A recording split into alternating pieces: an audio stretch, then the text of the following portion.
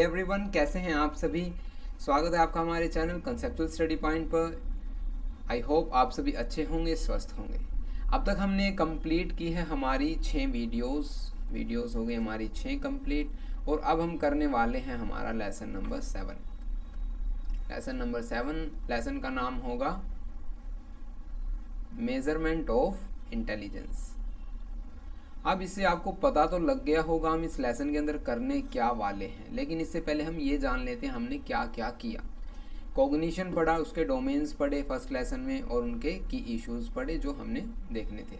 लेकिन उसके बाद जो इम्पोर्टेंट चीज़ हमने पढ़ी वो पढ़ा इंटेलिजेंस, है ना। व्हाट इज़ इंटेलिजेंस, इंटेलिजेंस क्या है, उसकी थियोरी पढ़ी। कौन कौन सी थियोरीज पढ़ी हैं हमने अब तक, कुछ थियोरीज के मैं नाम ले लेता हूँ, बाकी आप है जो वीडियोस देख सकते हैं। जैसे कि स्पीयरमैन की पढ़ी हमने, चार्ल्स स्पीयरमैन की कौन सी थियोरी थी, G and S factor, 2 factor theory. और उसके बाद हमने की है थर्स्टन कौन सी theory, primary mental abilities, 7 primary mental abilities उन्होंने बताई। उसके बाद हमने कौन सी की, गिलफर्ड की SOI model, structure of intellect model. उसके बाद हमने किया है Gardner theories of multiple intelligence, और एक हमने स्टर्नबर्ग की ट्रायआर की थियरी भी की, और भी पास थियरी की, थॉमसन मॉडल किया, बहुत सारी थियरीज की, लेकिन इनमें से कुछ नाम हमने बता दिए। अब यहाँ पर है जो इंटेलिजेंस का ही मैंने नाम क्यों लिया, देखिए इंटेलिजेंस का ही चैप्टर है कि मेजरमेंट ऑफ इंटेलिजेंस। अब इंटेलिजेंस को ये तो पता लगाया जा चुका है कि इंटेलिजेंस हम किसे कहेंगे, ठीक है। लेकिन किसे कहेंगे ये तो हमें समझ में आ जाता है भी, ठीक है। लेकिन कैसे किसी में इंटेलिजेंट है उसको मेज़र कैसे करेंगे। कोई चीज़ होती है हम उसको मेज़र तो करते हैं। जैसे आप बाज़ार से सामान लेकर आते हैं, ठीक है, कुछ भी मान लीजिए आप क्या लेकर आए, एप्पल, आप क्या कहेंगे कि 1 kg या 2 kg, मुझे 1 किलो दो या 2 किलो दो। अब ये किलोग्राम क्या है, ये है SI यूनिट, जैसा कि आपने साइंस में 9th and 10th में पढ़ा होगा, SI यूनिट, ठीक है। अब ये बता दिया मैंने कि हम इसको इससे मेज़र करते हैं ऐसे। लेकिन इंटेलिजेंस को मेज़र कैसे करते हैं, कैसे इसकी शुरुआत हुई, कौन कौन थे शुरुआत में, उन सभी की हम बात करेंगे। तो चलिए एक एक करके हम पढ़ते हैं किस किस की बात हुई और कैसे कैसे ये शुरुआत हुई। तो सबसे पहले बात आती है कैटेल और गैल्टन। सबसे पहले गैल्टन है, कटेल बाद में आए थे, ठीक है। सबसे पहले हम बात करेंगे गैल्टन की। अब गैल्टन ने क्या किया भाई, देखिए, Paul Brocas and sir Francis Galton were the first scientist to think about the measuring intelligence. ये पहले थे साइंटिस्ट जिन्होंने ये सोचा कि अब हमें इंटेलिजेंस को मेज़र करना चाहिए। ऑब्वियस है, आपको भी लगा होगा कि हमने इंटेलिजेंस को जाना, लेकिन हम इसको मेज़र कैसे करेंगे।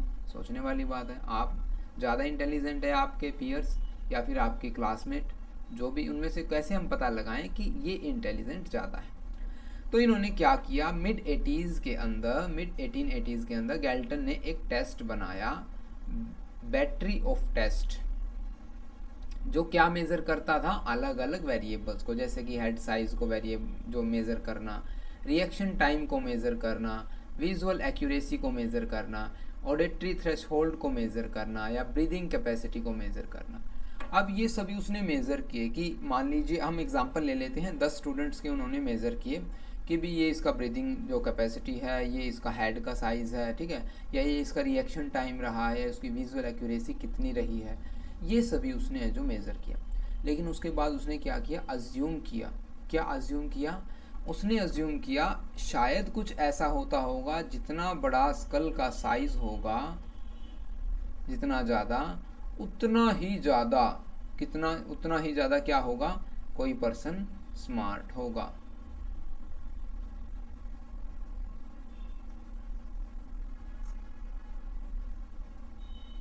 हम कह सकते हैं उतना ही ज़्यादा वो पर्सन इंटेलिजेंट होगा। अब आपको ऐसा लगता है कि कोई पर्सन उसके स्कल के साइज से बड़ा होगा? नॉर्मल अगर हम सोचें, ऐसा नहीं होता है ना, क्योंकि आपने कभी अपने रिलेटिव से सुना हो, या किसी जो डिसेबल्ड है थोड़ा ब्रेन से, या जिसको प्रॉब्लम है, या जिसका ब्रेन का साइज़ थोड़ा ज़्यादा होता है कुछ स्टूडेंट्स का, या कुछ बच्चों का आपने देखा होगा, छोटे बच्चों का सिर का साइज़ थोड़ा बड़ा होता है, तो हम उसके साइज़ को देख के तो ये नहीं कह सकते कि इसका जो सिर का साइज़ बड़ा है और ये तो इंटेलिजेंट बच्चा बनेगा, या तो एक ये तो साइंटिस्ट बनेगा या आईपीएस ऑफिसर बनेगा, ऐसा तो नहीं है। लेकिन उसके स्कल के साइज से हम उसके इंटेलिजेंस को मेज़र करें, ऐसा एज्यूम किया किसने? गैल्टन ने। ठीक है, अब ऐसा ज्यूम किया उसने, सारे जो डाटा को इकट्ठा किया, इन्फॉर्मेशन गैदर की, लेकिन उसका क्या मिला? उसको है जो कुछ नहीं मिला। कमाल की बात है, क्या मिला? कुछ भी नहीं मिला। उस जो डाटा उसने इकट्ठा किए वेरिएबल से, उसको उनको कोई भी जो कोरिलेशंस बीच में कोई भी रिलेशन देखने को नहीं मिली। इससे उसको अपनी है जो रिसर्च छोड़नी पड़ी। अब कटेल ने क्या किया? कटेल ने कहा, अब तक तो हम क्या कह रहे थे कि इंटेलिजेंस को कैसे मेजर करें, यही था। लेकिन अब तक तो था टेस्ट बनाया जा रहा था, लेकिन कटेल ने क्या किया? एक टर्म को यूज़ किया। वो टर्म कौन सी थी? मेंटल टेस्ट, कि हम मेंटल टेस्ट बनाएंगे। ठीक है, और गैल्टन के ही जो आइडिया को एक्सपेंड किया। अब एक्सपेंड तो किया उन्होंने, लेकिन उन्हें एक बात कही, क्या कही? कि जब भी हम कोई टेस्ट बनाते हैं तो उसको स्टैंडर्डाइज कीजिए, उसका एक मानक होना चाहिए, ताकि जब हम कोई नया टेस्ट बनाएं तो उससे क्या किया जाए? कंपैरिजन करेंगे, तभी तो हमें पता चलेगा कुछ। सही बात है ना? तो अब देखिए कंपैरिजन ये कैसे समझ में आया कि स्टैंडर्डाइज करें टेस्ट को, कंपैरिजन कैसे करें? जैसा कि मैंने एग्जांपल दिया, 1 kg एप्पल। ठीक है, अब सामने वाला मान लीजिए 2 kg ले आया, 2 kg एप्पल ले आया। अब ये केजी ही तो बताएगा ना, ये एक यूनिट है एक किस्म से, ये एक टेस्ट है जिससे हम मेज़र करते हैं। ठीक है, ऐसे ही एक स्टैंडर्डाइज्ड, कि ये है जो इंटेलिजेंस इसको कहते हैं, जब किसी नए व्यक्ति ने, नए साइंटिस्ट ने कोई नया फॉर्मूला दिया या कोई जिससे हम इंटेलिजेंस को निकाल सके, उसको हम कंपेयर कर सके दो टेस्ट के डाटा को, ताकि हमें ये पता चले ये सही है कि गलत है। तो ऐसा गैल्टन ने, हाँ ऐसा जो रेमंड कटेल ने किया। अब बात करते हैं एल्फ्रेड बिनेट, जिनकी थ्योरी बिल्कुल सक्सेसफुल रही। ठीक है, अब देखते हैं इसको। तो एल्फ्रेड बिनेट ने क्या किया?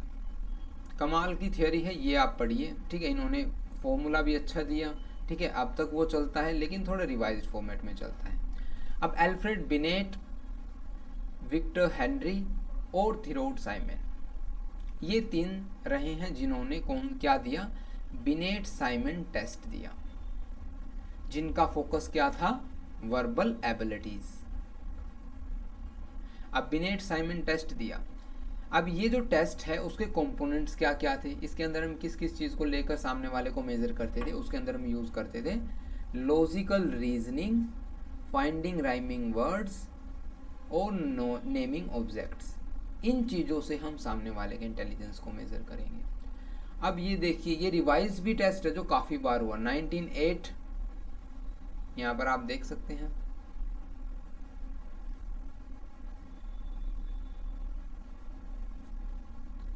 (1908) 1911, उसके बाद 1916 के अंदर लेविस टर्मन आए, जो कि स्टैनफोर्ड यूनिवर्सिटी से थे। उन्होंने इसको फिर रिवाइज्ड किया, और रिवाइज्ड करने के बाद इसके अंदर कुछ चेंजेस किए। क्या किए उन्होंने चेंजेस? एक तो न्यू एज नॉर्म्स डाले उसके अंदर, उस टेस्ट में, और अपर एज लिमिट थी उसको एक्सटेंड कर दिया। ठीक है, एज लिमिट बढ़ा दी, और फिर उस टेस्ट का नाम क्या रख दिया? Stanford Binet test. अब तक हमने क्या पढ़ते थे? इस टेस्ट का नाम बिनेट साइमन टेस्ट। ठीक है, अब हम इसका नाम क्या पढ़ने लगे? Stanford Binet test. उसके बाद फिर रिवाइज्ड हुए ये 1937 में, रिवाइज 60 में, 72, 86 एंड 2004। ठीक है, अब इससे पहले कि हम आगे, मतलब ये तो था क्या, मैं लगातार आपको हिस्ट्री बता रहा हूँ। ठीक है, ये हिस्ट्री में भी बन सकता है क्वेश्चन। ठीक है, और आपको पर्टिकुलर SP5 पे भी क्वेश्चन आ सकता है। अब यहाँ पर हमने स्टैनफोर्ड बिनेट टेस्ट पढ़ा, अब हम चलते हैं डायरेक्ट SP5 पर। मतलब इसको भी पढ़ेंगे, लेकिन पहले एक कॉन्सेप्ट क्लियर करते हैं, उसके बाद क्या होता है आपके कॉन्सेप्ट क्लियर होते चले जाएंगे, हम एक ही चीज़ को समझेंगे। ठीक है, तो SP5 टेस्ट देखिए, नोट्स आपको मिल जाएंगे, आपको चिंता करने की ज़रूरत नहीं है, आप साथ के साथ भी बना सकते हैं। SB5 हैज़ 10 डिफरेंट सब टेस्ट। अब SB5 इसको बोला जाता है, क्यों बोला जाता है? क्योंकि स्टैनफोर्ड, बिनेट और 5 क्या होते हैं इसके अंदर क्राइटेरिया, ये वाले 5 क्राइटेरिया हैं जो इसके अंदर मेज़र किए जाते हैं, 5 एरियाज़ को एग्जामिन किया जाता है। ठीक है, कौन कौन से हैं ये 5? Fluid reasoning, knowledge, quantitative reasoning, visual special processing, working memory. ये जो 5 एरियाज है इनको एग्जामिन किया जाएगा, फिर हम कहेंगे कि ये इंटेलिजेंट है या नहीं है ना। अब क्या होता है, ये 5 हैं लेकिन हमने यहाँ पर क्या पढ़ा, 10 डिफरेंट सब टेस्ट, 5 एरियाज होंगे, 10 डिफरेंट सब टेस्ट होंगे। अब ये कैसे पॉसिबल है? 5 एरियाज तो होंगे लेकिन 5 में क्या किया जाएगा, वर्बल होंगे और नॉन वर्बल डोमेन होंगे। अब जो यही 5 ये 5 हैं इनको क्या किएंगे, एक तो वर्बल डोमेन से हम डिफाइन करेंगे, एक नॉन वर्बल। अब 5 यहाँ हो गए, 5 यहाँ हो गए, तो टोटल कितने हो जाते हैं, 10 सब टेस्ट।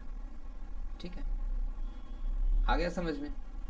तो अब चलते हैं हम इनके एक एक नॉन वर्बल और वर्बल को समझेंगे। अब ये समझेंगे, देखिए समझेंगे हम यहाँ से बिल्कुल एंड में,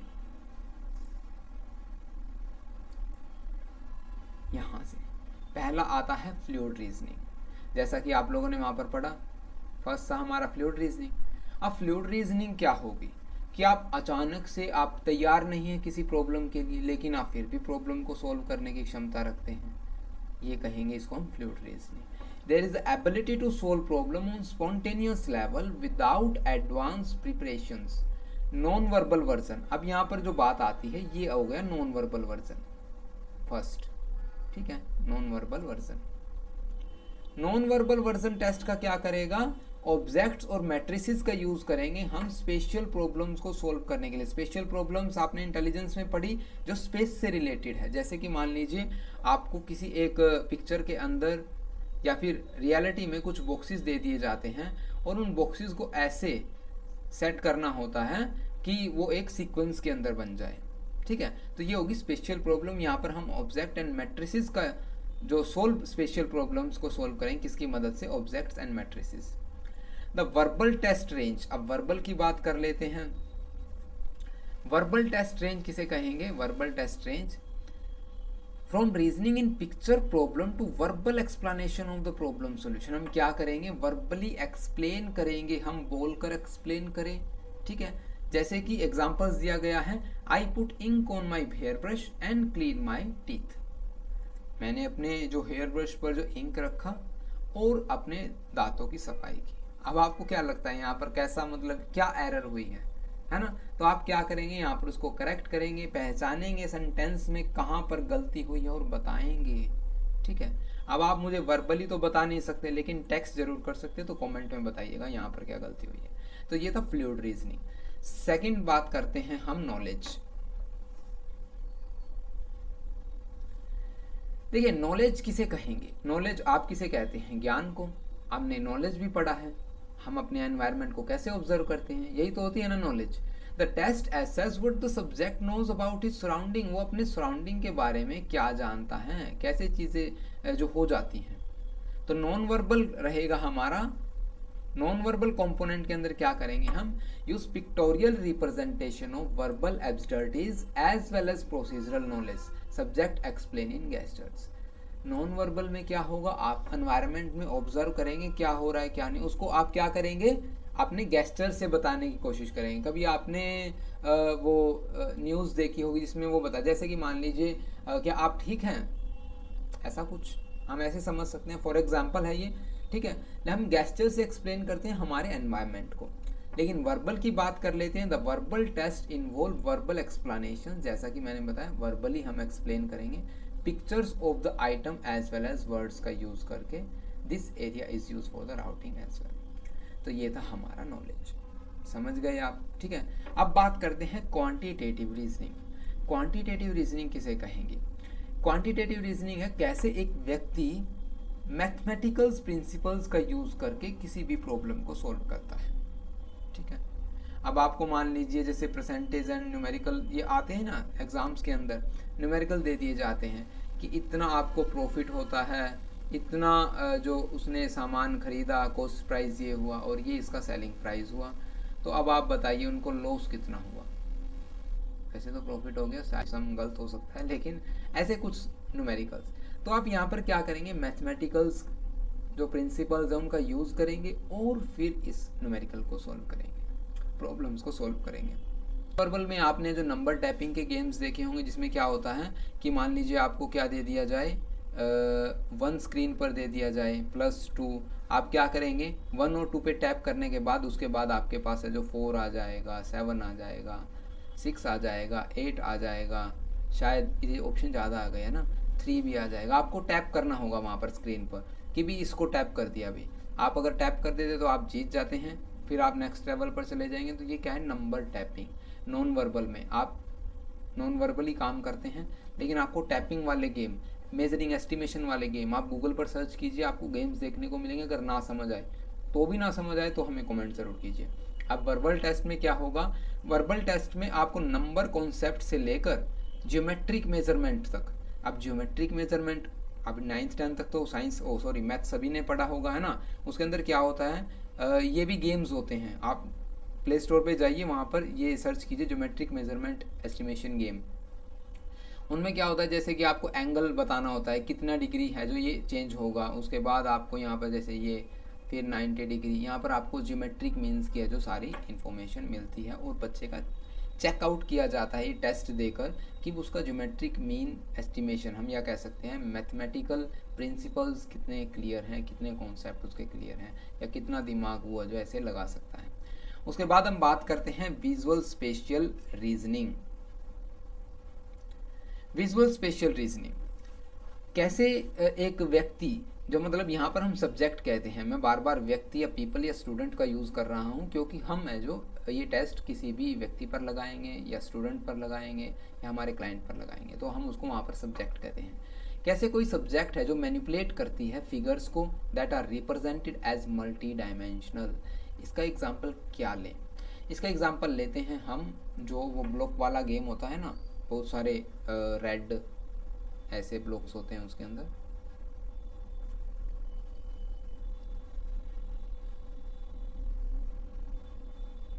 ऐसे यूं। आजकल तो उनकी शेप भी अलग अलग आने लगी है, पता है आप लोगों को, बिल्कुल राउंड में तो बिल्कुल गोल गोल आने लगी है। मतलब आप देखोगे तो वैसे ही डर जाओगे कि भी ये मुझसे होगा या नहीं होगा। तो उसको घुमाते हैं ना, तो वो विजुअल स्पेशलाइजेशन रीजनिंग का एग्जांपल लगा सकते हैं हम, ठीक है। Then in non verbal test subject are asked to make pattern from set of form board. देखिए नॉन वर्बल में क्या होगा, नॉन वर्बल टेस्ट में क्या होगा, मान लीजिए हमने फॉर्म का बोर्ड दे दिया और उसको जो कहा कि आप ये पैटर्न बना के देगा, या फिर हम कह सकते हैं जो हमने वो डाइस दे दिया बनाने के लिए, जो एक कलरफुल होता है उसके कलर मैच कीजिए, कंप्लीट कीजिए उस गेम को, ये नॉन वर्बल टेस्ट में आ जाएगा। In the verbal assessment of subject is asked to explain the direction represented, identify, verbalize the relationship between shapes, कि हम है जो उन शेप्स के बारे में उनकी रिलेशनशिप पूछ सकते हैं, क्या आपको दिखाई दे रहा है, कौन सी डायरेक्शन में कौन सा सही रहेगा, ठीक है। वो आसानी से उन चीज़ों को रिकॉग्नाइज कर पा रहे हैं, नहीं कर पा रहे, ये आ जाएगा हमारा verbal test visual spatial reasoning के अंदर। अब आ जाती है बात वर्किंग मेमोरी की। अब वर्किंग मेमोरी, आपने मेमोरी के कॉन्सेप्ट में मैंने बार बार बताया वर्किंग मेमोरी क्या है, जिससे हम इंफॉर्मेशन प्रोसेस करते हैं। फिर हम उसको क्या करेंगे, सबसे पहले तो लेंगे, है ना, लेंगे, परसेप्शन होगा, परसीव करेंगे इन्फॉर्मेशन को, परसीव करने के बाद हम उसको प्रोसेस करते हैं, प्रोसेस करने के बाद हम उसको माइंड में स्टोर कर लेते हैं, और स्टोर करने के बाद जब भी हमें रिक्वायरमेंट होती है, ज़रूरत होती है, हम उसका यूज़ करते हैं।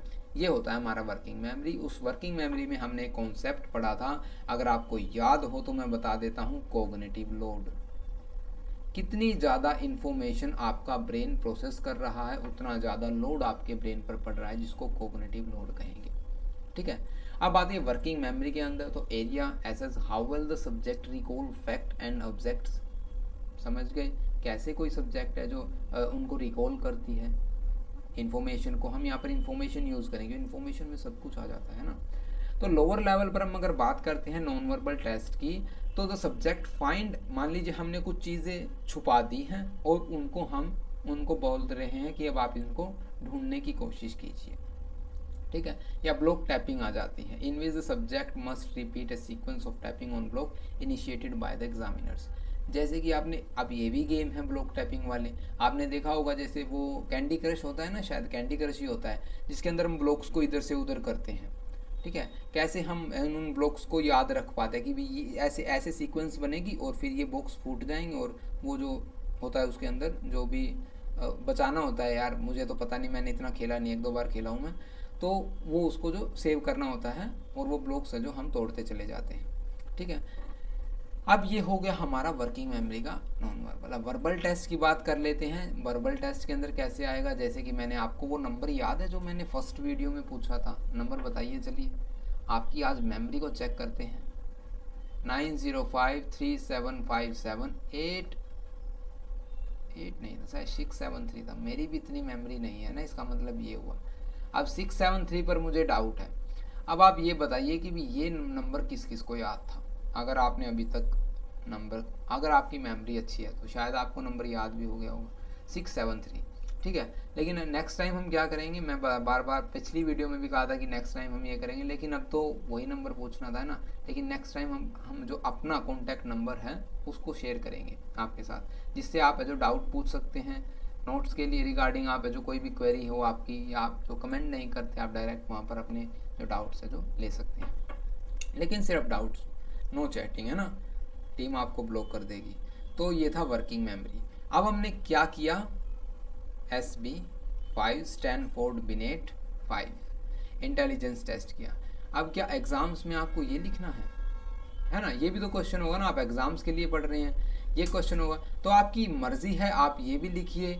मैंने क्या किया है, ये इंटरनेट से उठाया वो जो डाटा है, ठीक है, वो थोड़ा आसान लैंग्वेज में था, लेकिन आपके लिए यहाँ पर जो आपकी बुक्स के डाटा के थ्रू भी हमने जो कुछ उठाकर यहाँ पे लिखा हुआ है, देखिए नॉन वर्बल यहाँ पर है और वर्बल डोमेन सब टेस्ट इन्फॉर्मेशन यहाँ पर है। यहाँ पर ये 5 अलग अलग लिखे हुए हैं और वहाँ पर एक ही जो पैराग्राफ के अंदर सभी लिखे हुए हैं। तो आप यहाँ से भी कर सकते हैं और वहाँ से भी कर सकते हैं। अब हम बात करते हैं जहाँ से हमने उसको छोड़ा था, है ना, बैचलर से ऊपर, यहाँ पर हमने इसको छोड़ा था 1917, क्योंकि 16 के अंदर तो लेव स्टर्मन ने इसको SB5 बना दिया था, है ना, स्टैनफोर्ड। तो अब 1917 की बात करते हैं। Robert Yerkes with his colleagues एक टेस्ट बनाते हैं, रॉबर्ट यग्स और उनके कलीग्स। कौन सा test, army alpha test and beta test. अब आर्मी अल्फा टेस्ट क्या होता है, आर्मी बीटा टेस्ट क्या होता है, ये जानना जरूरी है। चलिए इसको भी जान लेते हैं। ये आए क्यों, क्या ज़रूरत पड़ी आर्मी टेस्ट का नाम रखने की। तो भाई देखिए 1917 के करीब जो वर्ल्ड वार सेकेंड था, तो यहाँ पर है जो भर्तियाँ हो रही थी, है ना, सैनिकों की। अब सैनिकों को ऐसे तो ले नहीं सकते, इंटेलिजेंस चेक करना होगा।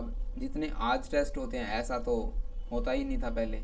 तो अब देखिए SB5 लगाने की बजाय रॉबर्ट यग्स ने क्या किया, एक टेस्ट बनाया आर्मी अल्फा और आर्मी बीटा।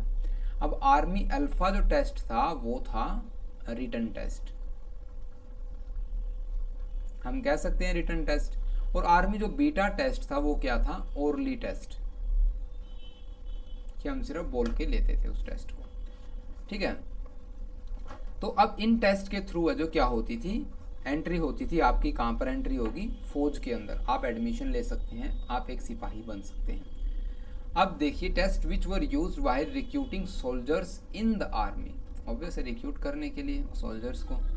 अब 1939 army general classification test was used on a large scale while recruiting soldier. अब 1939 के अंदर क्या, कौन सा टेस्ट यूज किया गया, आर्मी जर्नल क्लासिफिकेशन टेस्ट। अब क्लासिफिकेशन टेस्ट की बात कर लेते हैं। टेस्ट को क्लासीफाई, जो इंटेलिजेंस टेस्ट है उसको क्लासीफाई भी किया गया। कौन कौन से टेस्ट थे जो इनको क्लासीफाई किया गया, मतलब कैसे इंटेलिजेंस टेस्ट हैं, ऊपर स्लाइड पर चलते हैं, बात कर लेते हैं इंटेलिजेंट टेस्ट की। क्लासिफिकेशन ऑफ इंटेलिजेंस,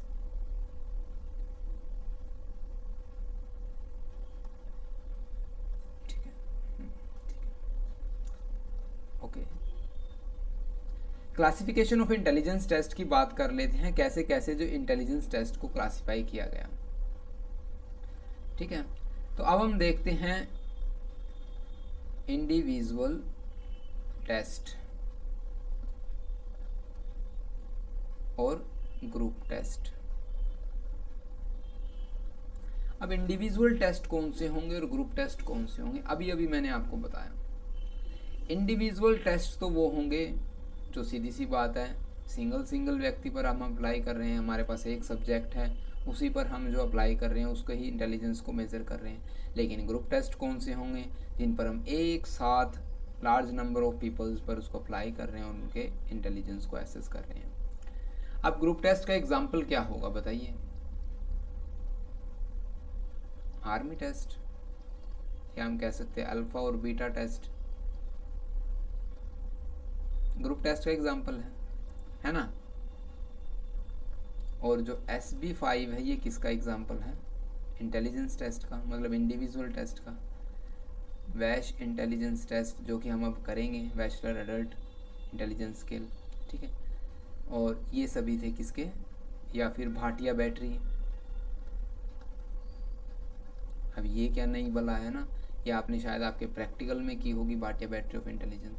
तो ये है कुछ इंटेलिजेंस टेस्ट और ये कुछ है जो ग्रुप टेस्ट है। एक आता है हमारे पास वर्बल टेस्ट और नॉन वर्बल टेस्ट। अब वर्बल टेस्ट क्या होगा,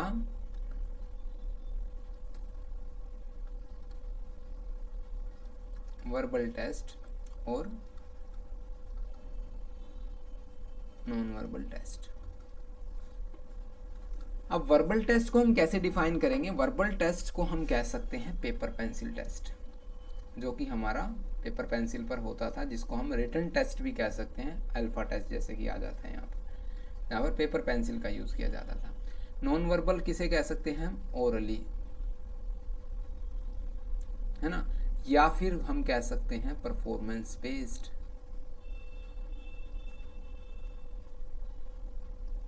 test, group test, verbal test, non verbal test, ये थे क्लासिफिकेशन ऑफ द टेस्ट, ठीक है। अब हम बात कर लेते हैं हमारा जो एक टेस्ट रहता है बैचलर टेस्ट। अब हमने यहाँ पर आर्मी जनरल क्लासिफिकेशन टेस्ट के बाद देखते हैं 1939 में एक और टेस्ट आता है, उसका नाम क्या है, डेविड वेशलर, जिन्होंने ये टेस्ट दिया, पब्लिश द वेशलर बेलीवियर इंटेलिजेंस स्केल।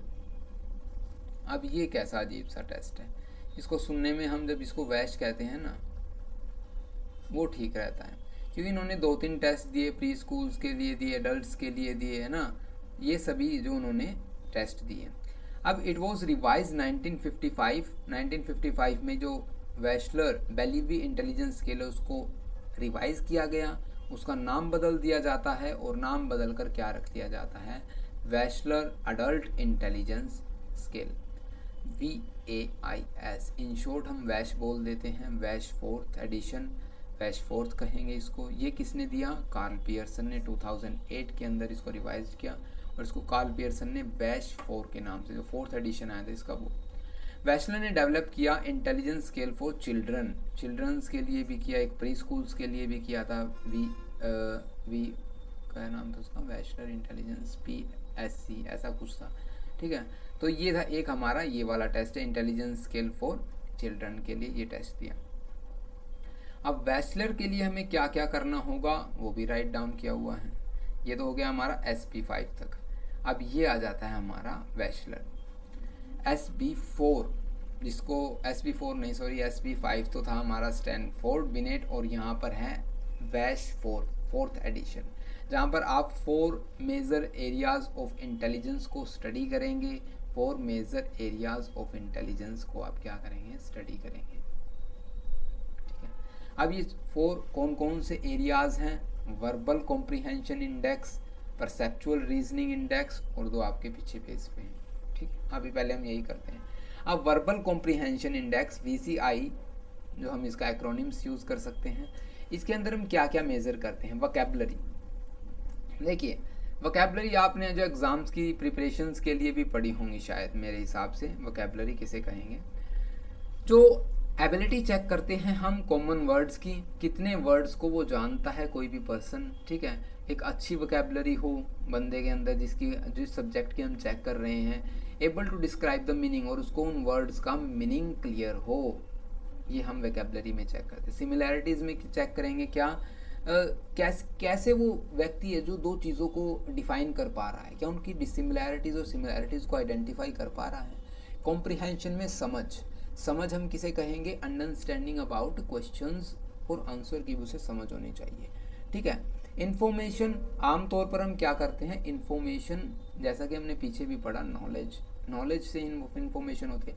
तो नॉलेज क्या कहेंगे हम, बेसिक, मतलब बेसिक नहीं कहेंगे इसको, हम यूँ समझ लीजिए, हम आम भाषा में ये कह सकते हैं जीके, है ना। तो जीके क्या है, जनरल नॉलेज। इन्फॉर्मेशन जब हम लेते हैं उसको अपने एनवायरनमेंट के बारे में कितनी नॉलेज है। वर्ड रीजनिंग, एक पर्टिकुलर वर्ड की जब हम एग्जामिनेशन करते हैं, एक टास्क देते हैं स्पेसिफिक वर्ड पर, हम ये देखते हैं उसकी कैसी कमांड है, तो वर्ड रीजनिंग। तो ये था हमारा VCI, वर्बल कॉम्प्रिहेंशन इंडेक्स। उसके बाद आता है PRI, परसेप्चुअल रीजनिंग इंडेक्स, कैसे आप परसीव करते हैं चीज़ों को। ब्लॉक डिज़ाइन टेस्ट कौन सा हो गया, जैसे जिसमें हम है जो आपने अगर भाटिया बैटरी वाला देखा होगा ना, उसके अंदर ब्लॉक डिज़ाइन, अगर आपने असलियत में देखा है तब बता रहा हूँ, उसके अंदर कुछ ऐसे ब्लॉक्स बने होते हैं और उनको अरेंज करना होता है। कैसे, जैसे कि आपको एक पिक्चर दी जाती है, उस पिक्चर में देखकर ये तो मैंने सारे रेड बना दिए, उसके अंदर रेड एंड ब्लू होते हैं। मान लीजिए ये ब्लू है और मान लीजिए हमें पिक्चर क्या बनानी है, ये ब्लू यहाँ आएगा और फिर यहाँ पर ये रेड है, सॉरी रेड ही बना ले आप, और ऐसे आपको मान लीजिए पिक्चर बनानी है, तो आपको ये अरेंज करना होगा। तो ब्लॉक डिज़ाइन टेस्ट, ठीक है। आप एब्स्ट्रैक्टली आपको सोचना होगा, या फिर वही डाइस वाला एग्जांपल, आप क्या करते हैं, पहले सोचते हैं कि क्या इसकी शेप ऐसे बन सकती है, क्या मैं ये कर सकता हूँ। अगर आपके अंदर एबिलिटीज़ होगी तो आप उसको सोल्व कर लेंगे। पिक्चर कॉन्सेप्ट, पिक्चर में कैसे आप आसानी से कंप्लीट पिक्चर को ऑब्जर्व कर लेते हैं और मिसिंग पार्ट देख लेते हैं। या फिर पजल इसका सबसे बेस्ट एग्जाम्पल है। क्या इसका एग्जाम्पल यहाँ पर हम पजल बोल सकते हैं, पजल्स। जो पजल्स वाले गेम आपने सभी ने शायद बचपन में तो खेले होंगे, अभी तो नहीं खेलता कोई, ठीक है। तो मैट्रिक्स रीजनिंग के अंदर क्या होगा, बॉक्सेस, जैसे कि मान लीजिए जो आपको रीजनिंग के अंदर एग्जांपल्स आते हैं ना, कि एक बॉक्स बना दिया जाता है एक किस्म से, जिसके अंदर शेप्स आपको देखनी होती है। यहाँ पर स्टार लगा दिया, ठीक है, यहाँ पर एक ये शेप बना दी, फिर ये शेप बना दी, इसकी मिरर इमेज करके दिखाओ भाई। यहाँ पर आपको बताने, अगर हम इसकी मिरर इमेज करेंगे तो क्या बनेगा, ऐसे बनेगा क्या ये, ठीक है। ऐसी matrix reasoning, children are shown on the array of the picture with one missing square, select the picture that fits the array from the 5 options. बाकी के ऑप्शंस में हमें ये देखना होता है मिसिंग पार्ट कौन सा है, सिलेक्टेड पार्ट कौन सा है, जो हमें इसको ऑब्जर्व करना है। उसके बाद आता है हमारे पास पिक्चर कंप्लीशन सप्लीमेंटल। अब यहाँ पर एक बात मैं बताना शायद आपको भूल नहीं, मैं भूल गया हूँ ऑलरेडी। क्या, एक तो कोर एलिमेंट होते हैं यहाँ पर और एक होते हैं सप्लीमेंटल, ठीक है। अब सप्लीमेंटल के सामने मैंने सप्लीमेंटल लिखा हुआ है, जिनके सामने सप्लीमेंटल नहीं लिखा हुआ वो कोर एलिमेंट है, ठीक है। अब आप ये ध्यान रखिए। और एक और बात मैं आपको बता देता हूँ SB5 के रिगार्डिंग, वो बताएंगे। इस टेस्ट को कर लेते हैं पहले, इंटेलिजेंस बेस्ड को, फिर हम बताएंगे आप, ठीक है। तो पिक्चर कंप्लीशन टेस्ट में आपको क्या होता है, पिक्चर्स को कंप्लीट करना होता है, कौन सा मिसिंग पार्ट है आपको वो लगाना होगा, वो पिक्चर कंप्लीशन होगा। वर्किंग मेमोरी इंडेक्स, वर्किंग नहीं है, वर्क मेमोरी इंडेक्स है। तो वर्क मेमोरी इंडेक्स आप इससे कंपेयर कर सकते हैं, किससे, वर्किंग मेमोरी से। वर्किंग मेमोरी में क्या बताया था मैंने, मेमोरी इंफॉर्मेशन को लेना, प्रोसेस करना, मेमोराइज करना, उसी में सभी चीज़ें आ जाती है कि आप लेटर्स नंबर की सीक्वेंसेस को याद रख पाते हैं, अर्थमेटिक ऑपरेशंस को याद रख पाते हैं, या डिजिट स्पेंस, जो मान लीजिए आपको मैंने बताया वो नंबर, अभी आप बताइए, जो अभी मान लीजिए किसी ने यही वीडियो पहली बार देखी और 9053757673 ये नंबर अगर आपको याद है तो आप हमें बताइए याद है या नहीं है। तो डिजिट स्पेंस में क्या होता है, हम अटेंशन, कंसंट्रेशन, मेंटल कंट्रोल, ये सभी चेकआउट करते हैं किसी भी सब्जेक्ट की। प्रोसेसिंग स्पीड में मान लीजिए अभी मैंने अचानक से यूं कर दिया है ना, और मैं अभी तो मैं दिखा रहा हूं, लेकिन हो सकता है मैं ना दिखाऊं, तो उसमें क्या होगा, आपको ये स्क्रीन ऑब्जर्व करनी होगी, ठीक है। या फिर मैंने ये बताइए, अभी तक इस स्क्रीन पर जितने भी कलर के पेन यूज़ हुए हैं, क्या आपने वो नोट किया, शायद आप लोगों ने नोट किया और बताया हमें कि एक ग्रीन हुआ है, एक स्काई ब्लू हुआ है और एक हुआ है ब्लैक, और रेड को आप गए हैं भूल। इट मीन्स आप इंफॉर्मेशन को जल्दी प्रोसेस नहीं कर पा रहे हैं वो सिंबल सर्च में हो सकता है, कोडिंग में हो सकता है, कैंसिलेशन में हो सकता है। ये सभी इसके सब पार्ट्स हैं, आसानी से आप पढ़ सकते हैं। अब चलिए, एक तो मैं SB5 की बात बतानी है आप लोगों को, और एक बताएंगे ये बात जो फुल स्केल इंटेलिजेंस का है, जो वो किससे मिलकर बनता है, IQ का। इन सभी चार जो हमने एरियाज ये स्टडी किए हैं इनसे, VCI, PRI, WMI, PSI। अब ये क्या है, जर्नल एबिलिटी इंडेक्स।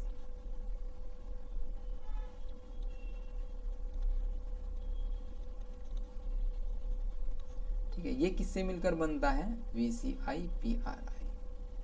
ठीक है, ये आप पढ़िएगा, आपकी बुक में बिल्कुल ऐसा कि ऐसे दिया है, बस हमने थोड़ा सा सिलेक्टेड पार्ट निकाला है उससे। कुछ पार्ट इंटरनेट से उठाया जाता है ताकि आपको आसानी से समझ आए। ठीक है, बाकी आप नोट्स बना भी सकते हैं और हमसे भी ले सकते हैं, कोई दिक्कत नहीं है, ये आपकी मर्जी है।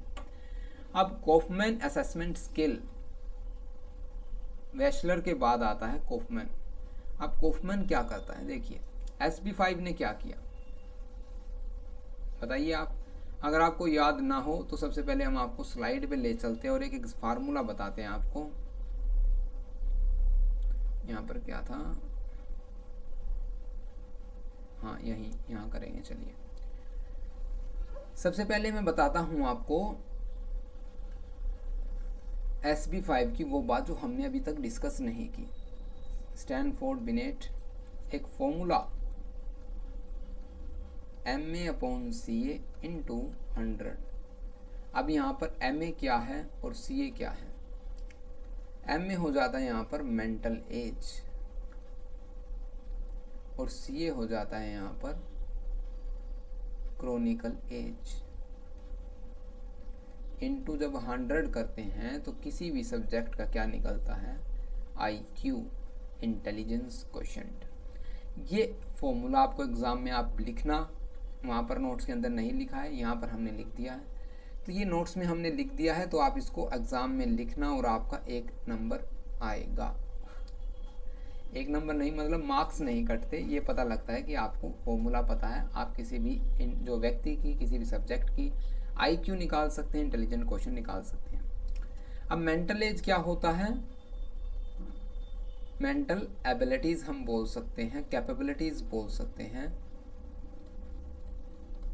मान लीजिए अब एक 10 साल का लड़का है, 10 ईयर ओल्ड बॉय, तो 10 ईयर क्या है उसकी क्रोनिकल एज, और वो काम कितने साल के लड़के के जो कम उसमें क्या कहते हैं उसको, कंपैरिजन में लगा लीजिए आप, कितना बेहतर काम कर सकता है वो। मान लीजिए 12 साल का लड़का है, उससे भी बेहतर काम करता है, तो उसकी मेंटल एज 12 साल कंसीडर की जाएगी और क्रोनिकल एज जो कि उसकी डेट ऑफ बर्थ के अकॉर्डिंग है वो उसकी कंसीडर की जाएगी। ये बात ध्यान रखने की है SB5 के अंदर। अब बात करते हैं हम कॉफमैन।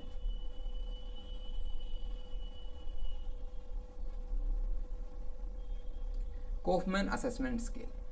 अब Kaufman assessment battery for children की KABC एक्रोनिम्स इसका यूज़ करेंगे। किसने डेवलप किया, एलन एस कॉफमैन ने और नदीन एल कॉफमैन ने 1983 में, और बाद में इसको रिवाइज कर दिया गया 2004 के अंदर। ये एक ऐसा इंस्ट्रूमेंट है जो कि कॉग्निटिव डेवलपमेंट को एसेस करता है, और जो हमारा SB5 था वो किसको करता था, वर्बल एक्टिविटीज, है ना, वो साफ साफ नोट्स में लिखा हुआ है।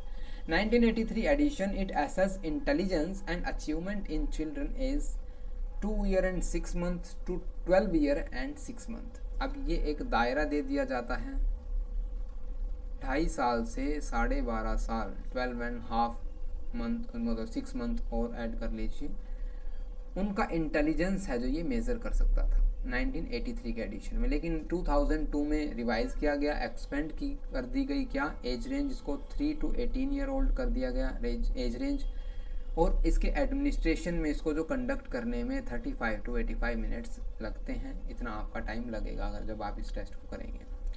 तो इस टेस्ट में क्या पढ़ते हैं, चलिए, complete scale description of KABC2। तो ये था हमारा कॉफमैन असेसमेंट स्किल्स। अब कॉफमैन असेसमेंट स्किल में देखिए क्या क्या दे रखा है, क्या क्या दे रखा है, सीक्वेंशियल, साइमल्टेनियस, प्लानिंग, लर्निंग और नॉलेज। अगर आपको ये समझ में ना आए, देखिए ये बुक से मैंने एज इट इज़ उठाए हैं, ये आप बिल्कुल एज इट इज़ पढ़िएगा, लेकिन ये पोर्शन में इसलिए छोड़ रहा हूँ ताकि आप कुछ पढ़िए, क्योंकि मुझे आप वीडियोस देख सकते हैं, बच्चे क्या करते हैं, देखते भी नहीं हैं, बिल्कुल यूँ बस ये देखते हैं नोट्स दे रखे हैं, नोट्स दे रखे तो हाँ चलिए बात करते हैं, अदरवाइज़ नहीं करते, या फिर हम देखते भी नहीं। अगर नोट्स हैं फ्री हैं तो ले लीजिए, अदरवाइज़ कोई ज़रूरत भी नहीं है तो इट्स ओके। अगर देखिए अब की बार हमने क्या किया है, नोट्स को पेड अमाउंट को इतना ज़्यादा नहीं है कि हमने आपसे पता नहीं क्या मांग लिया, 9 रुपीज़ पर PDF, जो भी आपको लेसन, अगर आप ये लेसन स्किप करना चाहते हैं तो बेशक छोड़ दीजिए, और आपको ये नोट्स लेने की भी ज़रूरत नहीं है। अगर आप नोट्स बनाना चाहते हैं तो बना लीजिए, इसमें भी कोई इशू नहीं है, हम ये तो नहीं कहते कि हमसे लीजिए ही नोट्स, तो इट्स ओके, बिल्कुल कोई दिक्कत वाली बात नहीं है। अगर आपको कोई प्रॉब्लम है तो आप हमें कमेंट करके बता दीजिए और खुश रहिए, है ना। आप ये खुद पढ़िएगा, ठीक है, और ना समझ में आए तो कमेंट ज़रूर कीजिएगा, मैं दोबारा वीडियो बनाऊंगा, ठीक है, ओके। हाँ जी, ओके, बिल्कुल ओके। तो thank you for watching this video, have a nice day.